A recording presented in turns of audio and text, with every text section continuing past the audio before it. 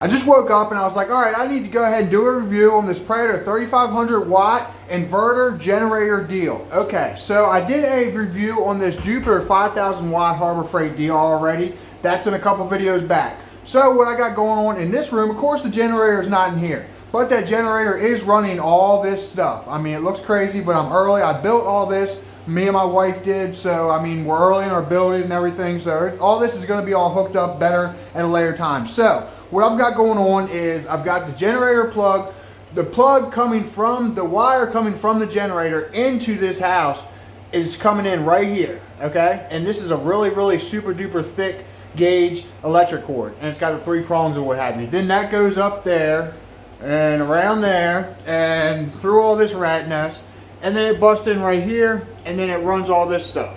So, and whenever I need to go ahead and charge up, which I always keep this thing charging, these batteries, whenever the generator's running, I run it at night because it's so freaking quiet, and I'll go ahead and go check that out in a second. I also had the 4000 watt generator that was not the inverter type, and it was pretty freaking loud, but I'll talk about that a little bit too. I'm trying to be quick here, so you know, I don't waste anybody's time. All right, so I have that right there running, charging these 2 batteries at nighttime. I run that thing at nighttime and charge these batteries, and then that of course that I can run this during the day. So what I'll do is I'll go ahead and walk outside and check out, my wife is asleep right now, and check out the generator and show how quiet it is. As you can see, we are building all this, and this is where we are. We're putting in the walls and the ceiling boards. We're going to use OSB to go ahead and do that. So I've got this thing out here, and I have that piece of corrugated steel over top of it. And the reason I keep that over top of it is just so that in case it rains, the thing doesn't get soaked, because you don't get a whole, you don't want a whole bunch of water getting in there. All right, so this thing puts out as much power as advertised. I have tested it, and it does a great job. I filled this thing up last night with gas, probably like 10 o'clock. It's like 8 o'clock now. It's still got gas in it. So to shut one of these off, what you definitely have to do is you definitely have to go ahead and unplug it and then click it off. So what I'll generally do is I'll go ahead and cut that off, and I'll come back to that in a second. But what I'll do is I'll go ahead and cut that off, and then I come in here because that charger's a really nice charger. What it does is it also goes ahead and knocks all the crap off of the lead of the batteries inside there, and I can't remember exactly what the heck that process is called, but it works very well for doing that, and it keeps the batteries alive. But just look into it a little bit. It desulfates the freaking batteries. All right, so, and then I'll go ahead and I'll pop in here, and I'll just go ahead and unplug that there, and I'll go ahead and move that right on over here, and I'll go ahead and put it on the inverter, and then I'll pop the inverter on, and then I've got all my power again. That's how I go ahead and keep all that stuff going. So now I've got my lights back and everything's running off battery, because that and this charger here, it's an Optimate 7.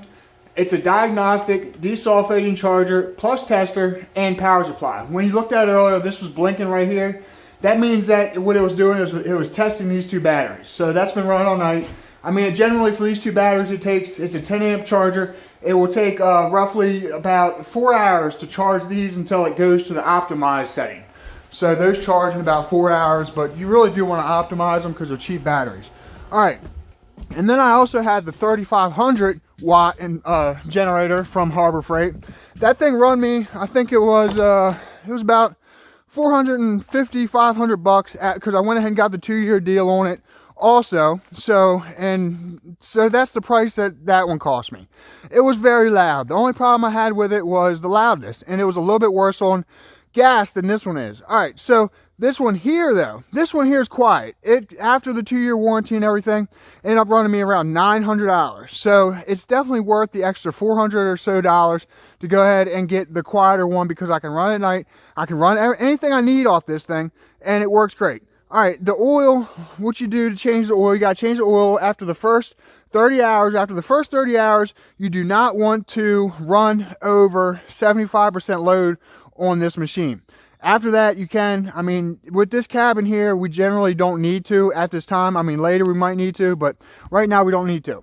So the oil filter, the oil change is pretty easy. It does not have a filter, which is a bad thing, because that means that you need to go ahead and make sure that you keep your oil changed. So then after that, you change the oil after every 100 hours. this thing should last a very, very, very, very long time, as long as I go ahead and keep changing the oil on it. And it's pretty simple to change the oil, and it's real easy to start. All you gotta do is go ahead and pop it to start, like so. And then, well, okay, since it was just running, I'll go ahead and put it on run, because it's hot, and it should start right up. Which it did. But see, if it was cold, basically putting it on start, what that does is choke it. And you wanna make sure before, I mean, I'm sitting right next to it, and you can hear me fine. And you wanna make sure that before you start it, and before you turn it off, you unplug everything. You want to plug everything in after the fact, after you start it up. You don't want it running, and you don't want it going on or off while you're pulling plugs out or putting plugs in. Basically, to keep it simple, I'll go ahead and put it like that, because that will destroy your generator quicker than anything else. I mean, it's also got a low fuel indicator on it. It also tells you how much amps and wattage you're running. I mean, this thing is really nice. So I figured I'd go ahead and do this video real quick, just to show people that if they want a cheap, good generator inverter, this is probably what you want to get. You can grab them at Harbor Freight. They usually keep, at least the stores I've seen, they only keep like one in stock because they don't want a whole bunch of them for whatever reason sitting around. I don't know why, but this is definitely the way to go. The start, the push button start is also extremely awesome. So thanks for watching. Don't forget to like, comment, share, and subscribe.